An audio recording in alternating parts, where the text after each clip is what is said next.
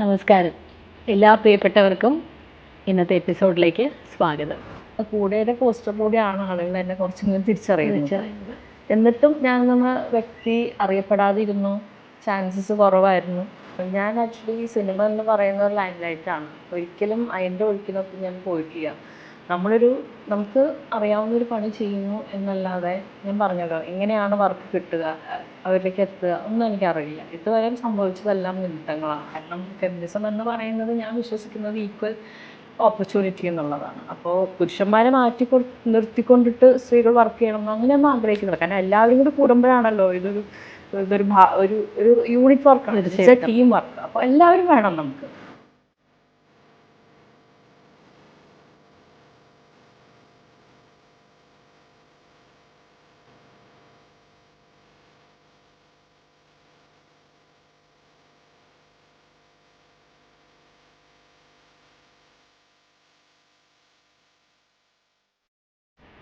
FEFKA card കിട്ടിയ മലയാള സിനിമയിലെ ആദ്യത്തെ മേക്കപ്പ് വുമൺ, മലയാള സിനിമയുടെ ചരിത്രമായി മാറിയ മിട്ടയാണ് ഇന്ന് ഇത്തിരി നേരം ഒത്തിരി കാര്യത്തിൽ എന്നോടൊപ്പം.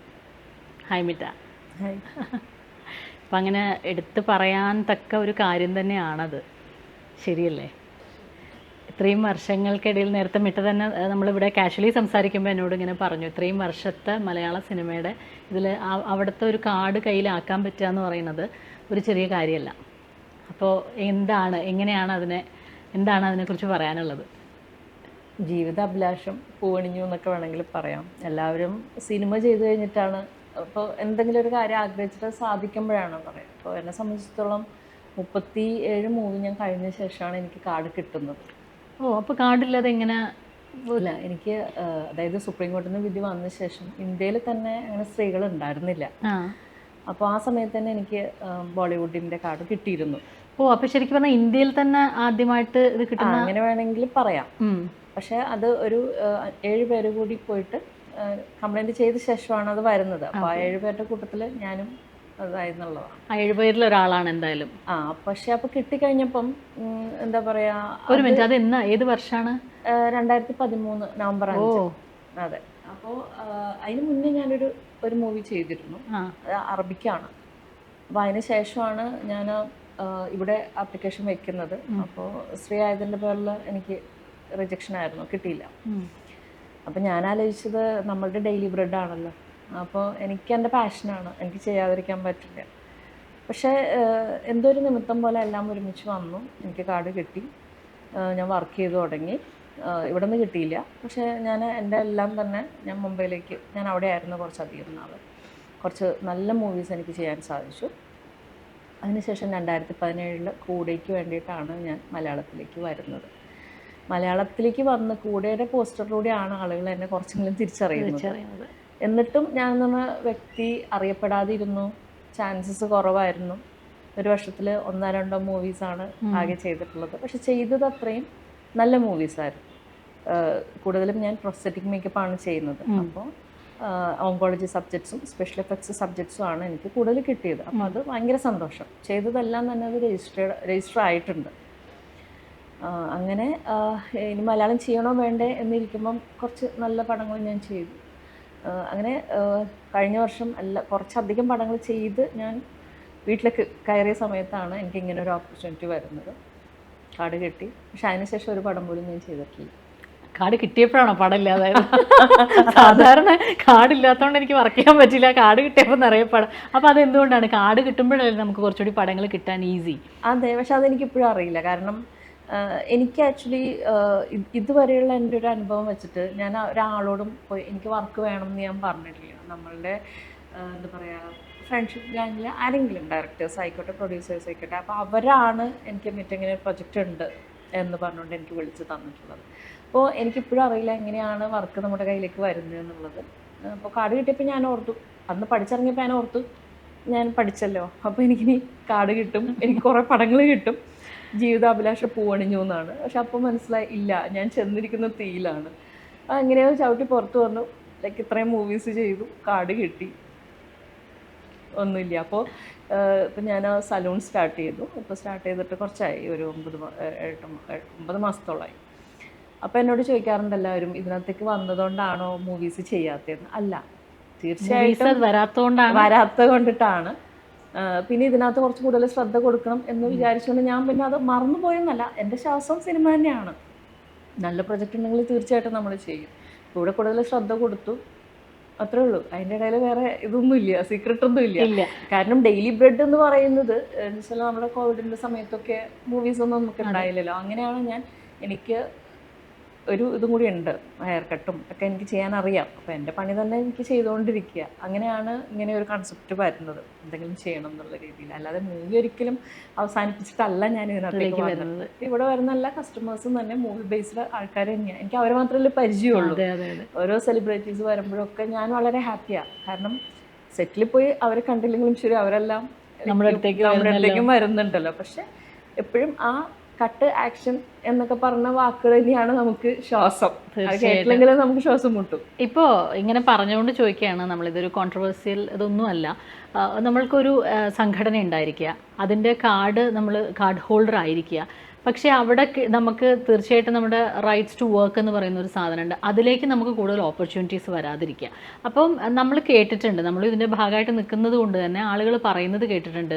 ഇപ്പോൾ പ്രത്യേകിച്ച് നമ്മുടെ IC ഒക്കെ കുറച്ച് സ്ട്രോങ് ആക്കിയപ്പോഴാണ് കുറച്ച് കൂടുതൽ. ഇപ്പോൾ ഫീമെയിൽ ആർട്ടിസ്റ്റുകളെ അവർക്ക് മാറ്റി നിർത്താൻ പറ്റില്ല. കാരണം ജീവിതത്തിൻ്റെ കഥ പറയുമ്പോൾ പെണ്ണിനെ മൊത്തമായിട്ട് ഒഴിവാക്കിയിട്ട് കഥ പറഞ്ഞു പോകുന്നതിനൊരു പരിധി ഉണ്ടാവും.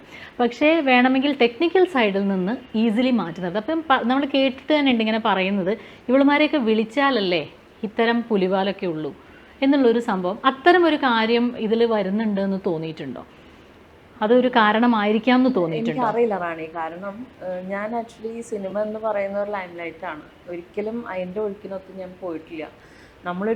നമുക്ക് അറിയാവുന്ന ഒരു പണി ചെയ്യുന്നു എന്നല്ലാതെ, ഞാൻ പറഞ്ഞല്ലോ എങ്ങനെയാണ് വർക്ക് കിട്ടുക, അവരിലേക്ക് എത്തുക ഒന്നും എനിക്കറിയില്ല. ഇതുവരെ സംഭവിച്ചതെല്ലാം നിമിത്തങ്ങളാണ്. അപ്പോൾ കാർഡ് കിട്ടിയപ്പോൾ ഞാൻ ഓർത്ത് ഇറ്റ്സ് ഈസി എന്ന് ഓർത്തു. പക്ഷെ നമ്മളെല്ലാവരും അറിയുന്നുണ്ട്, നമ്മൾ ചെയ്ത വർക്കുകളും ഓൾറെഡി രജിസ്റ്ററാണ്. ഈ വർഷം ചെയ്ത 3 മൂവിയും അറിയപ്പെട്ടിരുന്നു. KSTVയുടെ ബി എന്ന് പറഞ്ഞൊരു മൂവി, ആൻഡ് ഡോൺ പാലത്രയുടെ ദ ഫാമിലി, സനലിൻ്റെ വഴക്ക്. അപ്പോൾ ചെയ്തത് അത്രയും സന്തോഷമാണ്, അവാർഡുകൾ വാരിക്കൂട്ടുന്നുണ്ട്. അപ്പം അതിൻ്റെ ഒരു പാർട്ടാവാൻ സാധിച്ചതിലും ഞാൻ ഹാപ്പിയാണ്. പക്ഷേ എന്തുകൊണ്ട് കൂടുതൽ വർക്കുകൾ ഇപ്പോൾ കൂടെ കഴിഞ്ഞ ശേഷം അതുപോലത്തെ ഒരു കൊമേഴ്സ്യൽ പടം എന്നിലേക്ക് എത്തിയിട്ടില്ല. അപ്പം നമ്മൾ എന്താണെന്ന് ആളുകളിലേക്ക് എത്തിച്ചു കൊടുത്തിട്ടുണ്ട്. അപ്പോൾ എനിക്കൊരു വിശ്വാസം എന്ന് വെച്ചാൽ, നമ്മൾ പുതിയൊരാളല്ല.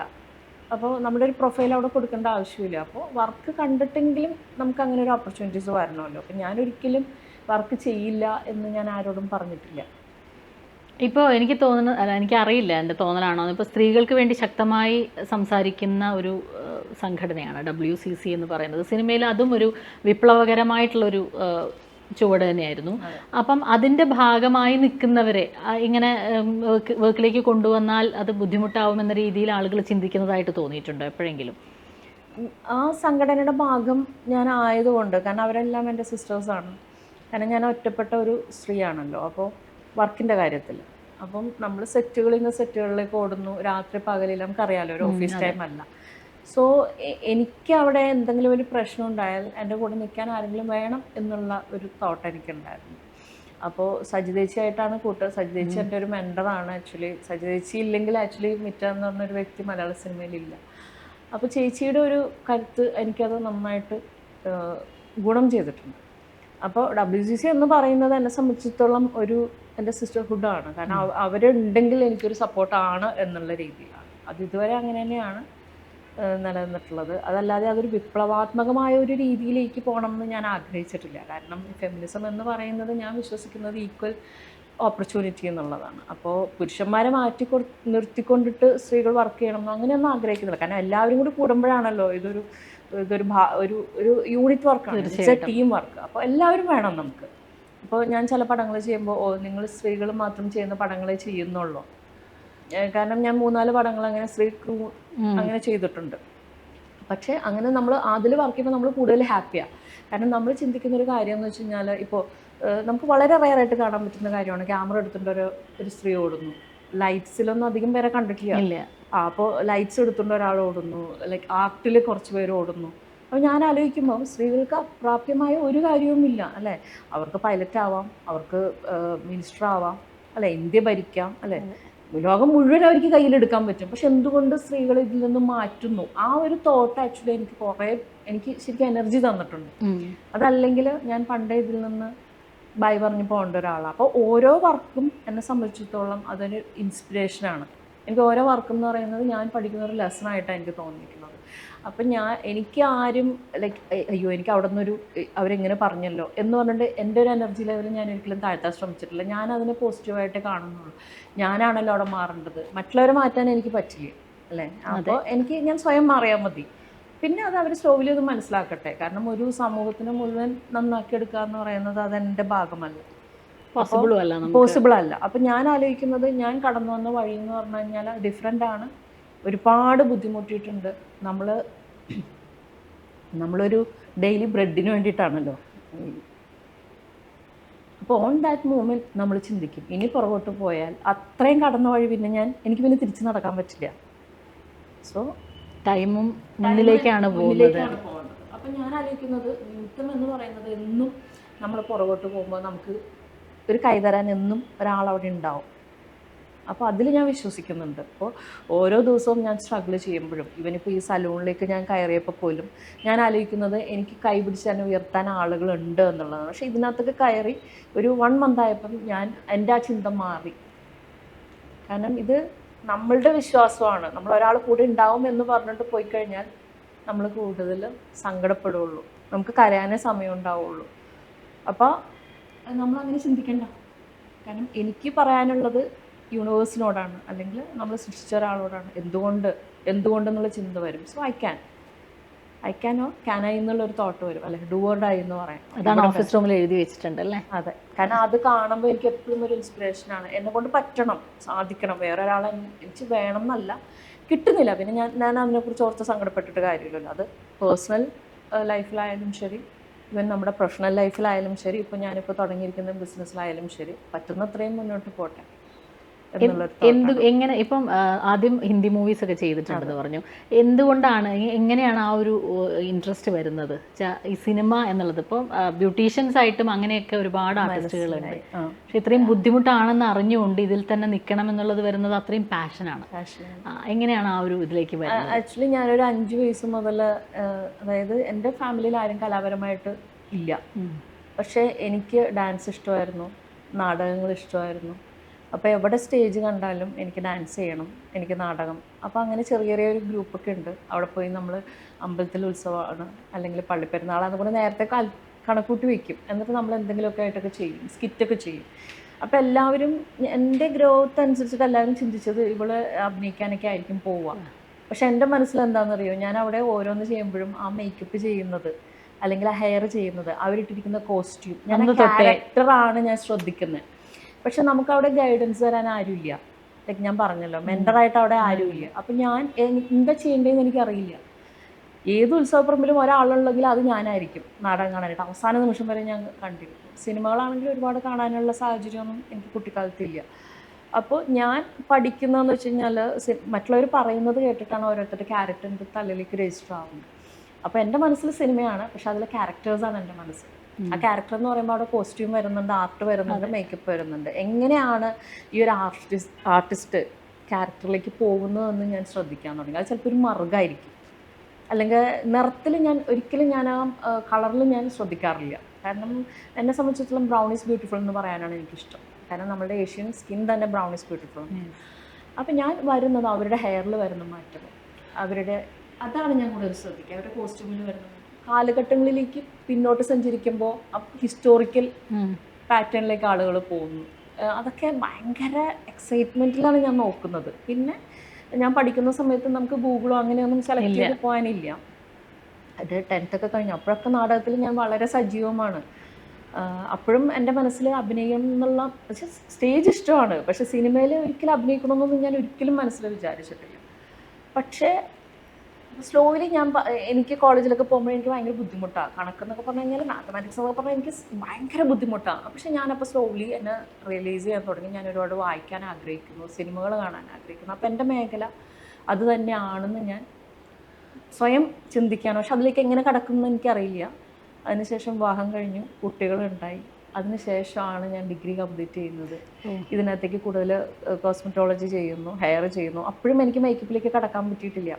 പക്ഷേ ഞാൻ പറഞ്ഞല്ലോ നേരത്തെ, ഞാൻ വിശ്വസിക്കുന്ന ഒരു പല പല കാരണങ്ങൾ കൊണ്ട് ഞാൻ അതിനകത്തേക്ക് തന്നെ പോയിക്കൊണ്ടിരിക്കുക. ലാസ്റ്റ് ഞാൻ എൻ്റെ ഗുരുവിനെ കണ്ടെത്തുന്നു, ഞാൻ പഠിക്കാൻ ചേരുന്നു. അപ്പം ഞാൻ വിചാരിച്ചു ഞാനവിടെ ക്ലാസ്സിൽ ഇരുന്നാൽ മതി, അപ്പോഴേക്കും എനിക്കതെല്ലാം പഠിക്കുന്നു. പക്ഷെ അല്ല, ഞാൻ വീണ്ടും ചേർന്നിട്ട് ഒരാഴ്ച 2 ആഴ്ച കഴിഞ്ഞപ്പോഴത്തേക്കും ഞാൻ സെറ്റിലേക്ക് പോകാൻ തുടങ്ങി. അപ്പം ഞാൻ മനസ്സിൽ ആഗ്രഹിച്ച പല വ്യക്തികളെയും ഞാൻ കാണുന്നു, ഞാൻ നേരിട്ടെല്ലാം കാണുവാണ്. അപ്പം എനിക്ക് മനസ്സിലായി തുടങ്ങി ഞാൻ ആ വഴിയിലേക്ക് പോയിക്കൊണ്ടിരിക്കുകയാണ്. ഗുരു എന്ന് പറയുമ്പം എനിക്ക് ആദ്യം കിട്ടിയത് പട്ടണ ഋഷിതാണ്. സാറാണ് എൻ്റെ ആദ്യത്തെ ഗുരു. പിന്നെ അതിനുശേഷം ഒരു 12ഓളം ഇന്ത്യയിൽ തന്നെയുള്ള പല ഗുരുക്കന്മാരെയും എനിക്ക് കിട്ടി. അതും ഒരു നിമിത്തമാണ്. നമ്മൾ ആഗ്രഹിക്കുന്നു, അത് കൃത്യമായിട്ട് എന്നിലേക്ക് വന്നു ചേരുന്നത്. അപ്പോൾ സാധാ ഒരു മേക്കപ്പ് പഠിക്കണം, പ്രൊസറ്റിക്കും സ്പെഷ്യൽ എഫക്ട്സിലേക്കും എനിക്ക് എങ്ങനെ എത്തുന്നൊന്നും എനിക്കറിയില്ല. പക്ഷെ അതിനകത്തേക്ക് ഗ്രാജുവലി ഞാൻ എത്തിപ്പെടുകയാണ് ചെയ്തത്. പഠനം കഴിഞ്ഞു, പിന്നെ ഇങ്ങനെ ഈ കാർഡിൻ്റെ ഇഷ്യൂസൊക്കെ വരുന്നു. അപ്പോഴാണ് ഞാൻ ഈ സിനിമ ഇൻഡസ്ട്രി ഇങ്ങനെയാണ് മനസ്സിലാക്കുന്നത്. അപ്പോൾ പലരും എന്നോട് ചോദിച്ചു വന്നപ്പോൾ നിങ്ങൾക്ക് അഭിനയിച്ചൂടെ, നിങ്ങൾ എന്തിനാണ് ഇങ്ങനെ ഇല്ലാത്തൊരു കാര്യം? അപ്പോൾ ഞാൻ പറഞ്ഞില്ല, കാരണം എനിക്ക് ക്യാമറ കണ്ടു കഴിഞ്ഞാൽ എൻ്റെ കൈയും കാലൊക്കെ ചിലപ്പോൾ എനിക്ക് ബുദ്ധിമുട്ടാണ്, എനിക്ക് പറ്റില്ലെന്നല്ല, എനിക്കതിന് ആഗ്രഹമില്ല, ശ്രമിക്കുന്നില്ല. പക്ഷേ ആ പ്രൊജക്റ്റ് കഴിഞ്ഞ ശേഷം എനിക്കൊരു അറബിക് മൂവി കിട്ടുവാണ്. അതും ഞാൻ അതിൽ നിന്ന് ഒഴിവാകാനൊക്കെ ഒരുപാട് ശ്രമിച്ചിട്ടുണ്ട്. കാരണം ഇന്ത്യ കടന്നു പോകണം, എനിക്ക് പരിചയമില്ലാത്ത വ്യക്തികളാണ്, ഞാൻ ഇതിനകത്തേക്ക് വന്നത് അബദ്ധമായോ എന്നൊക്കെയുള്ള ചിന്തയോടുകൂടി ഞാൻ അവിടെ ചെല്ലുന്നത്. പക്ഷെ അതും ഒരു എന്താ പറയുക, വലിയൊരു ഒരു ടീമിലേക്കാണ് ഞാൻ ചെല്ലുന്നത്. അവരെൻ്റെ വർക്ക് കാണുന്നു, അവരെന്നെ പറയുവാണ് നിങ്ങൾ ഇതിനകത്ത് തന്നെ സ്റ്റിക്ക് ഓൺ ചെയ്ത് നിൽക്കണം, കൂടുതൽ പഠിക്കണം. ആ ഒരു എക്സ്പീരിയൻസ് എന്ന് വെച്ചാൽ ഒരു 45-50 ഡിഗ്രി ചൂടിൽ ഏതാണ്ടൊരു 3 മാസത്തോളം നിന്ന് വർക്ക് ചെയ്യുക. ഒരുപാട് നമ്മൾ ബുദ്ധിമുട്ടേണ്ടി വന്നിട്ടുണ്ട് സാഹചര്യങ്ങളുമായിട്ട് അഡാപ്റ്റ് ചെയ്ത് പോകാൻ. അപ്പം ഞാൻ ചിന്തിക്കുവാണ്, ഇല്ല ഇത് തന്നെയാണ് എൻ്റെ വഴി, ഇനി പറ്റില്ല. കാരണം ഇപ്പോൾ ഇവർ നല്ലൊരു ടീമിനെ എനിക്ക് കിട്ടി, അപ്പോൾ എന്തുകൊണ്ട് ഞാൻ അവരിലൂടെ എനിക്ക് നേടാൻ പറ്റുമോ എന്ന് ഞാൻ നോക്കട്ടെ എന്നുള്ള രീതിയിലേക്ക് വരുന്നു. അങ്ങനെ ഞാൻ ബോംബെയിൽ ചെല്ലുന്നു കാർഡിന് വേണ്ടി. അപ്പോൾ ആ സമയത്താണ് കാർഡിൻ്റെ ഇത് വരുന്നത്. അങ്ങനെ കിട്ടി. അതിനുശേഷം ഹിന്ദിയിലും തമിഴിലും ഭോജ്പുരി അങ്ങനെ കുറച്ച് പടങ്ങൾ എനിക്ക് ചെയ്യാൻ സാധിച്ചു. അപ്പോൾ ഇതുവരെയും എൻ്റെ കൂടെ നിന്നിരിക്കുന്നത് എൻ്റെ ടീം മെമ്പേഴ്സ് തന്നെയാണ്. ഞാൻ ഒരിക്കലും മലയാള സിനിമ, അതായത് ഇവിടുന്ന് കാർഡ് കിട്ടാതായപ്പോൾ പിന്നെ മലയാള സിനിമ ഞാൻ മറന്നു. മലയാള സിനിമയിലെ ആക്ടേഴ്സിന് ഞാൻ മലയാള സിനിമ എന്ന് പറയുന്നത് എൻ്റെ മനസ്സിൽ മൂടിക്കെട്ടി വെച്ചു. അതിൻ്റെ ഇടയിൽ ഞാൻ സിഡിറ്റിൻ്റെ കുറച്ച് ഡോക്യുമെൻ്ററിയും കാര്യങ്ങളും ഒക്കെയാണ്, കുറച്ച് ആഡ് ഷൂട്ടൊക്കെയാണ് ചെയ്ത് പോയിട്ടുള്ളത്. അപ്പോൾ പലരും എന്നോട് ചോദിക്കും, നിങ്ങൾ ഇത്രയും പ്രൊജക്റ്റ് ചെയ്തിട്ടുള്ളതല്ലേ, എന്തുകൊണ്ട് നിങ്ങൾ അറിയപ്പെടുന്നില്ലല്ലോ, നിങ്ങൾക്ക് കൂടുതൽ വർക്ക് കിട്ടുന്നില്ലല്ലോ? ഞാൻ പറഞ്ഞത് തന്നെയാണ്, ഞാൻ മറ്റുള്ളവരിലേക്ക് എത്താൻ കുറച്ച് താമസിച്ചു എന്നുള്ളത്. അങ്ങനെയാണ് അഞ്ജലി എന്നെ കൂടെയിലേക്ക് വിളിക്കുന്നത്. അങ്ങനെ അത് വർക്ക് ചെയ്തു. പക്ഷെ ഞാൻ ആദ്യം വർക്ക് ചെയ്തത് തുടലാഴമാണ്, അനുമോളുടെ മൂവി, അനുമോളും മണിയൊക്കെ. പക്ഷെ അത് റിലീസാവാൻ വൈകി. അപ്പോൾ അവിടെ സജിതേച്ചി ഉണ്ടായിരുന്നു, സജിത മഠത്തിലുണ്ടായിരുന്നു. അങ്ങനെ ആ ഒരു ഫ്രണ്ട്ഷിപ്പ് അവിടെ നിന്ന് ഭയങ്കരമായിട്ട് തുടങ്ങുകയാണ്. അവിടെ നിന്നാണോ സജിതേച്ചിയായിട്ടുള്ള ബന്ധം?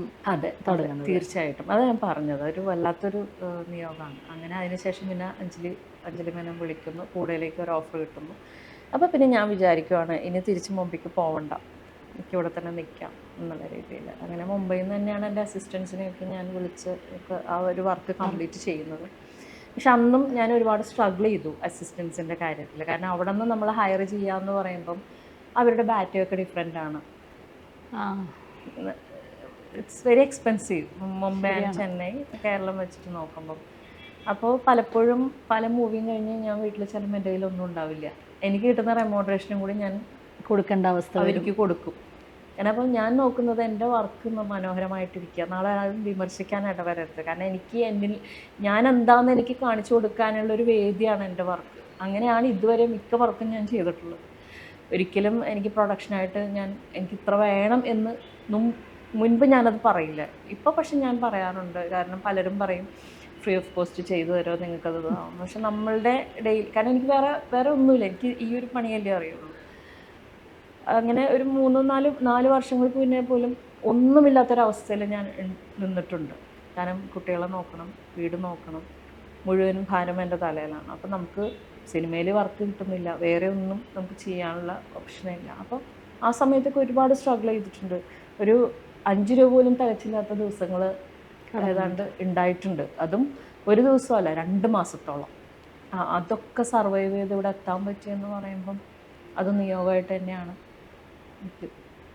ഇപ്പോൾ ഞാനിരിക്കുമ്പോൾ എനിക്കത് ആലോചിക്കുമ്പോൾ അത് ആ കടന്നു വന്ന വഴി ഞാൻ തന്നെയാണോ എന്നൊരു തോന്നലല്ലേ? തീർച്ചയായും. കാരണം ഇനിയൊന്നും പ്രത്യേകിച്ച് ലൈഫിൽ സംഭവിക്കാനില്ല. സിനിമയെക്കുറിച്ച് പറയുമ്പോൾ ഇപ്പം എന്ത് പറഞ്ഞാൽ ഏത് സ്ഥലവും നമുക്ക് എന്തെങ്കിലും നല്ലതും തരും ഓർക്കാനായിട്ട്. അതിലൊരു കാര്യം സജിതേച്ചി ആയിരിക്കും എന്ന് എനിക്ക് ഉറപ്പായിട്ടും അറിയാം. ഒരു മറുപടി അതായിരിക്കുന്നത്. അല്ലാതെ വേറെ സിനിമയെക്കുറിച്ച് പറയുമ്പോൾ തീർച്ചയായിട്ടും. കാരണം ഞാൻ പറഞ്ഞല്ലോ, സജിതേച്ചി ഇൻസ്പയർ ചെയ്തു. അതുപോലെ ഞാൻ സനൽകുമാർ ശശിധരൻ്റെ വഴക്കെന്ന് പറഞ്ഞ മൂവി ചെയ്യുമ്പോൾ ആ സമയവും ഞാൻ ഒരുപാട് സ്ട്രഗ്ലിംഗ് പീരീഡിലാണ് കടന്നു പോകുന്നത്. അത് ടൊവിനോയാണ് ടൊവിനോ ആൻഡ് കനി കുസ്ലിൻ്റെ. അപ്പോൾ കനിയുടെ ഒപ്പം ഞാൻ 1956 എന്ന് പറഞ്ഞൊരു മൂവിയും ചെയ്തിരുന്നു. പക്ഷേ ആ ഒരു ടീം എനിക്ക് തന്ന ഇൻസ്പിറേഷൻ എന്ന് പറയുന്നത് പറയാതിരിക്കാൻ പറ്റില്ല. കാരണം പലപ്പോഴും ഞാൻ ലൈക്ക് വളരെ എന്ന് വെച്ചാൽ മെൻ്റലി ഞാൻ അത്രയ്ക്ക് ഡൗൺ ആണ്. പക്ഷേ ഇവൻ ടൊവിനോ ആയിക്കോട്ടെ, കനിയൊക്കെ ആയിക്കോട്ടെ, എല്ലാവരും എൻ്റെ കൂടെ നിന്നിട്ടുണ്ട്. അത് എനിക്ക് വേറൊരു ആർട്ടിസ്റ്റിനോ എനിക്ക് അങ്ങനെ ഒരു ഇത് പറയാൻ പറ്റില്ല. ആ ടീം എന്ന് പറയുന്നത്, കാരണം നമ്മൾ മൂവി തുടങ്ങി ആ ടീമിൽ നമ്മൾ എൻ്റർ ചെയ്തു, ആ മൂവി കഴിഞ്ഞപ്പോൾ പോലും ആ ഒരു അറ്റാച്ച്മെൻ്റ് ഉണ്ടല്ലോ, അതെന്നും നിലനിന്നിട്ടുണ്ട്. കാരണം ഇപ്പോൾ പലപ്പോഴും നമ്മൾ സെറ്റിലിരിക്കുമ്പോൾ ചിലപ്പോൾ ടൊവിനോ പറഞ്ഞ ഒരു വാക്കായിരിക്കും, ചിലപ്പോൾ അവർ പോലും അറിയുന്നുണ്ടാവില്ല, പക്ഷെ അത് ഞാനതിൽ ഇൻസ്പയർഡ് ആവുകയാണ്. എനിക്ക് ആ ഒരു തോട്ട് അതെങ്ങനെ എനിക്ക് ഇംപ്ലിമെൻറ്റ് ചെയ്യാലോ എന്ന് ഞാൻ ചിന്തിക്കും. പക്ഷേ ചില സെറ്റിൽ നമ്മൾ ചെന്ന് കഴിഞ്ഞാൽ ഇതെങ്ങനെയും പടം കഴിഞ്ഞിട്ട് വീട്ടിൽ കയറിയാൽ മതി, എനിക്ക് ഇവിടുന്ന് ഓടി രക്ഷപ്പെട്ടാൽ മതി. ബിക്കോസ് നമ്മൾ ഉദ്ദേശിച്ച ആ രീതിയിലുള്ള ഒരു കംഫർട്ട് സോൺ കിട്ടുന്നില്ല നമുക്ക്. പലപ്പോഴും നമ്മൾ നമ്മുടെ ആവശ്യങ്ങൾ പോലെ ആയി പോകുന്നു. അതായത് ഒരു സ്ത്രീ ആയതിൻ്റെ പേരിൽ പലപ്പോഴും നമുക്ക് ഒരുപാട് ബുദ്ധിമുട്ടുകൾ നേരിട്ടിട്ടുണ്ട്. എന്നുവെച്ചാൽ വേറെ രീതിയിലല്ല ഞാൻ ഉദ്ദേശിക്കുന്നത്. ഇപ്പോൾ നമ്മൾ മേക്കപ്പ് ചെയ്തുകൊണ്ടിരിക്കുന്നു, പ്രൊഡക്ഷനിൽ നിന്ന് ചേട്ടന്മാർ ഫുഡൊക്കെ കൊണ്ടുവരുമ്പോൾ നമുക്ക് ചിലപ്പോൾ ആ സമയത്ത് കഴിക്കാൻ പറ്റിയെന്നിരിക്കില്ല. നമ്മളുടെ വർക്ക് ഏറ്റവും അവസാനമായിരിക്കും, അപ്പോഴേക്കും മൂവിൻ്റെ തുടങ്ങും. പിന്നെ ആ സമയത്ത് പിന്നെ ആരും നോക്കിയാൽ കാണില്ല. ചിലപ്പോൾ നമുക്ക് ഒരു ഗ്ലാസ് വെള്ളം കിട്ടിയിട്ടുണ്ടാവില്ല, ചായ ഇട്ടിട്ടുണ്ടാവില്ല, ചിലപ്പോൾ രാവിലത്തെ ബ്രേക്ക്ഫാസ്റ്റ് മിസ് ചെയ്തിട്ടുണ്ടാവും. കാരണം പ്രൊസ്തറ്റിക് എന്നൊക്കെ പറയുമ്പോൾ 3-4 മണിക്കൂർ നമ്മൾ ചെയ്ത് പോകുമല്ലോ. ചിലപ്പോൾ നമ്മൾ കാരവനിലായിരിക്കും. അപ്പോൾ പിന്നെ ഞാൻ ചിന്തിക്കാൻ തുടങ്ങി, ഞാനിനി അവരെ നോക്കിയിരിക്കേണ്ട, ഞാൻ എൻ്റെ ബാഗിൽ ഓൾവേസ് വെള്ളമോ എന്തെങ്കിലുമൊക്കെ ഞാൻ കരുതാൻ തുടങ്ങി. കാരണം അതും അവരുടെ മിസ്റ്റേക്ക് അല്ലല്ലോ, അവരത് ശ്രദ്ധിക്കപ്പെടാതെ പോകുന്ന, അങ്ങനെ ഞാൻ ചിന്തിക്കാൻ തുടങ്ങി. കാരണം നമ്മൾ സ്വയം കണ്ടെത്തുക. പിന്നെ പലപ്പോഴും മൂവി കഴിഞ്ഞ ശേഷം നമ്മൾ ബില്ല് കൊടുക്കുമ്പോൾ പ്രൊഡക്റ്റിൻ്റെ കാശ് എന്നൊക്കെ പറയുമ്പോഴത്തേക്കും അവർ പറയും പിന്നെ തരാട്ടോ എന്ന് പറയും. റെമോണ്ടറേഷനൊക്കെ ഇപ്പോൾ കൃത്യമായിട്ട് കിട്ടുന്നുണ്ട്, പക്ഷേ പലപ്പോഴും പ്രൊഡക്റ്റിൻ്റെ കാശ് നമുക്ക് കിട്ടാതിരിക്കും. അപ്പോൾ ഞാൻ ചിന്തിക്കുന്ന ഒരു കാര്യം, ഇനി കാശ് കിട്ടിയിട്ട് പ്രൊഡക്റ്റ് മേടിച്ചാൽ മതി. നമ്മൾ ചോദിക്കുമ്പോൾ നമ്മളവിടെ റിബലായി മാറുവാണ്. അപ്പോൾ നേരത്തെ റാണി പറഞ്ഞതുപോലെ ഇവരെയൊക്കെ കൊണ്ടുവരുമ്പോഴാണല്ലോ ഈ പ്രശ്നം ഉണ്ടാവുക എന്നുള്ള തോട്ടിലേക്ക് പോകും. പക്ഷെ ദാറ്റ് വാസ് എ നീഡ്. നമുക്ക് പ്രൊഡക്റ്റിൻ്റെ കാശ് കിട്ടിയാലേ നമുക്ക് പ്രൊഡക്റ്റ് മേടിക്കാൻ പറ്റുള്ളൂ. ഞാൻ രാവിലെ മുതൽ ഇപ്പം യൂണിയൻ്റെ മെമ്പറായിട്ടുള്ള ഒരാൾക്ക് ബാറ്റ എന്ന് പറയുമ്പോൾ കൃത്യമായിട്ട് അവർ കൊടുക്കാൻ ശ്രമിക്കും. ഇപ്പം നമ്മൾ എഗ്രിമെൻറ്റ് വെച്ച ആ എമൗണ്ട് പോലും തരാനായിട്ട് മടിക്കുന്ന ആൾക്കാരുണ്ട്. അപ്പോൾ നമുക്കൊരു ടൈം പീരീഡ് ഇല്ല. അപ്പോൾ നമ്മൾ ചിലപ്പോൾ 24 മണിക്കൂറും വർക്ക് ചെയ്യുന്നുണ്ടാവാം. അപ്പോൾ അതൊക്കെ നമുക്ക് ഇടയ്ക്ക് സങ്കടം വരും. തിരിച്ച് വീട്ടിലേക്ക് കയറുമ്പോൾ ഒരു അസിസ്റ്റൻറ്റിന് കിട്ടിയ എമൗണ്ട് പോലും നമുക്ക് കിട്ടിയിട്ടുണ്ടാവില്ല ചിലപ്പോൾ. പക്ഷെ നമ്മൾ സിനിമ എന്ന് പറഞ്ഞൊരു പാഷൻ കൊണ്ടിട്ട് നമ്മൾ മിണ്ടില്ല, ഞാൻ അവരെ വെറുപ്പിക്കണ്ടല്ലോ. ചിലർ പറയും അടുത്ത പ്രൊജക്റ്റിൽ നമുക്ക് അഡ്ജസ്റ്റ് ചെയ്യാട്ടോ എന്ന് പറയും, പക്ഷെ അടുത്ത പ്രൊജക്റ്റിലേക്ക് വിളിക്കത്തുമില്ല. അത് വേറെ നമ്മൾ ടൈറ്റിൽ വരുമ്പോൾ നോക്കുമ്പോൾ വേറെ ആളായിരിക്കും. അപ്പോൾ അതാണ്. അപ്പോൾ നമ്മൾ മാറ്റി നിർത്തപ്പെടുന്നല്ല. എന്തുകൊണ്ട് ഇങ്ങനെയാണെന്ന് വെച്ച് കഴിഞ്ഞാൽ എനിക്കത് അറിയില്ല. അത് സ്ത്രീകൾക്ക് മാത്രം നേരിടുന്ന ചില പ്രശ്നങ്ങളാണ്. നമ്മൾ എന്തെങ്കിലും ചോദിച്ചു കഴിഞ്ഞാൽ അത് എന്താ പറയാ വലിയ പ്രശ്നം.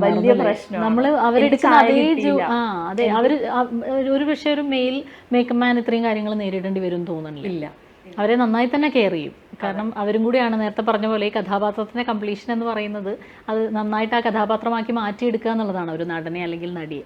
അതെന്തുകൊണ്ടാണ് സ്ത്രീകൾക്ക് അത് വരുന്നത് നമുക്ക് ഇപ്പോഴും ഉത്തരം കിട്ടാതെയാണ്. ഇപ്പോൾ ഈ അടുത്തിടയ്ക്ക് പോലും ഞാൻ സങ്കടപ്പെട്ട കാര്യം എന്ന് വെച്ച് കഴിഞ്ഞാൽ മൂവി തീർത്തു, നമ്മൾ വീട്ടിൽ കയറി പലപ്പോഴും. പിന്നെ അതിനുശേഷം നമുക്കുള്ള ഒരു അനുഗ്രഹം എന്ന് വെച്ചാൽ ഓരോ മാഗസിനിലും ഇൻ്റർവ്യൂവിലും നമ്മൾ വർക്ക് ചെയ്ത ടീമിനെ കുറിച്ച് ഒരു വാക്ക് പറയുക. നമ്മളല്ലല്ലോ പറയാം, അപ്പോൾ അവർ പറയുക. അപ്പോൾ അവരുടെ വർക്ക് നല്ലതായിരുന്നു എന്ന് പറയുമ്പോൾ നമുക്ക് കിട്ടുന്ന ഒരു വലിയൊരു അവാർഡ് പോലെയാണ്. അതല്ലെങ്കിൽ മാഗസിനിൽ ആ ടീം വർക്ക് വരുമ്പോൾ പലപ്പോഴും സങ്കടം തോന്നിയിട്ടുണ്ട്. ടെക്നിക്കലി ആരും അവർ ഇൻക്ലൂഡ് ചെയ്യാറില്ല.